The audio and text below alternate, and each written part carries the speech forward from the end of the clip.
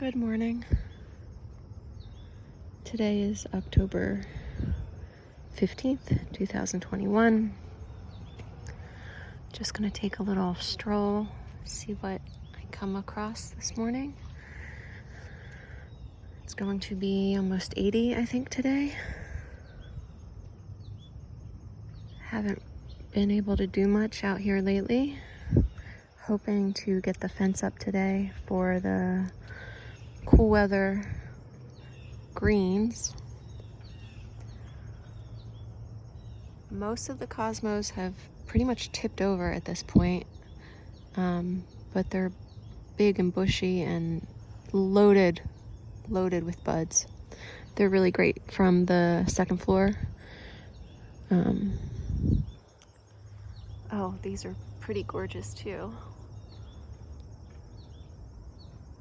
Forget the name of the variety, but that is another Black Eye Susan vine. It's a nice looking eggplant right there. Let's see what else. Okay, there's another one tucked back here.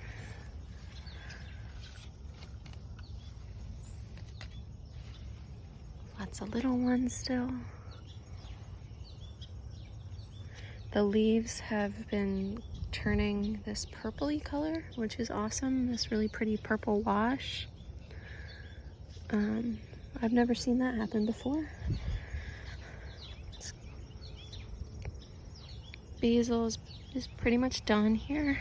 This is one of the late seeded zucchini. There's the gray zucchini down in there.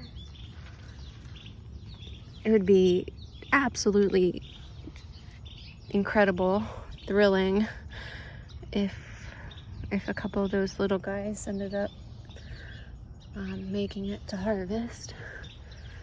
I just spotted another eggplant down there. So lots of eggplants. This is the patty pan squash. I harvested 2 squash from this, and then the rest they seem to get about this $half size and then come off. So I'm not sure what that's about, but Vinca is finally getting comfortable here. They're gorgeous. Birdies.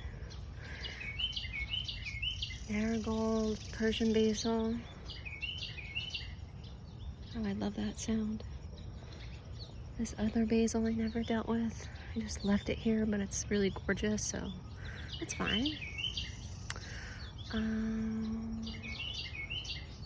These vining flowers are still going really strong. The tomatoes are hanging in. Not great, but not horrible. This is what happens when you plant a flower in a pot that's too small for it. This is one of the sunflowers. This should be, 6 feet tall, but I never got it in the ground. So, environment matters. These are the Thumbelina zinnias. They're still doing pretty well despite a lot of sort of leaf spot and whatnot. Never did get these planted either. It's just been a lot going on and not a lot of time or energy to deal with the garden, unfortunately. Look at the size of these. Aren't these wild? Massive.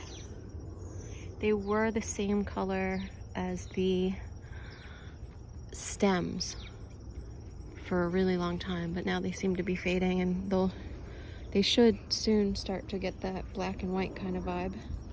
I'll post a photo on Instagram if anyone's curious. The color was really, really, really incredible.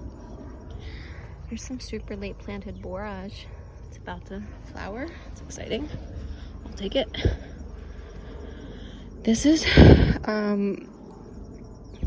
so one of the reasons I haven't dealt with the fencing yet is because this is so kind of intense back here.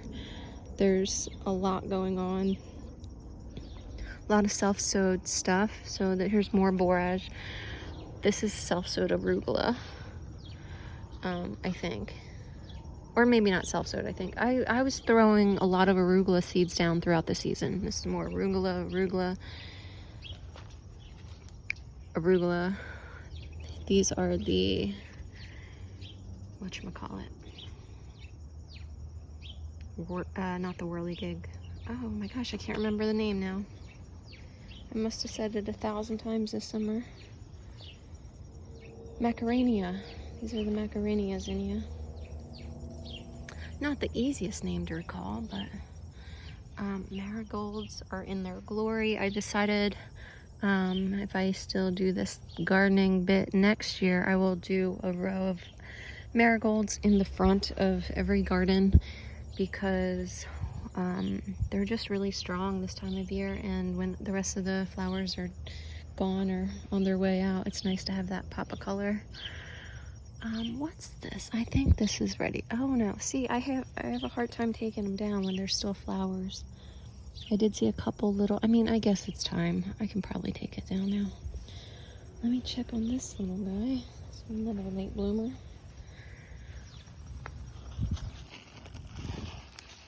See, I see little ones, but just like with the other one, I don't know if it's probably not worth it. But back to this situation, there are nasturtium plants just going wild through this. It looks like an island, a floating lily pad filled island, like a green cloud that settled, sunk from the sky onto the garden, and it's pretty intense. In addition to that, there's a lot of this self-sowed bok choy, which I'm glad to see the bunnies find. Oh, look how gorgeous that is. It's the bok choy, and this is a buckwheat. This is a red soba buckwheat for any of my gluten-free friends, or just folks that enjoy some buckwheat. That's what it looks like before it goes to seed. So this stuff comes up in 30 days. And my first time growing it, I also grew a pink variety. They're both pink, but this one's, considered red, or at least it's called red. And the other one I'll show you over there if the bunnies haven't eaten it yet. But wow, look how gorgeous this bok choy is. There's some that got attacked, but in general, that looks pretty great. At least for not having done anything to assist with its growth. But this was the pumpkin seed that I had planted back in August, I think, super late. Oh, look.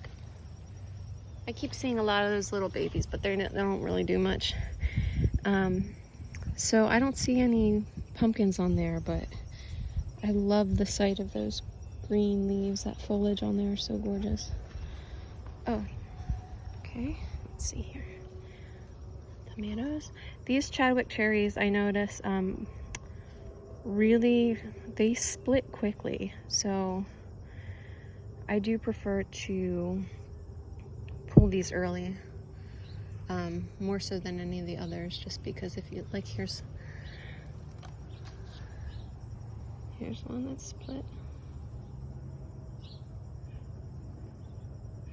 So I'll leave that for the animals. Marigolds falling over to, oh, look, oh, what a show. Okay, hold on.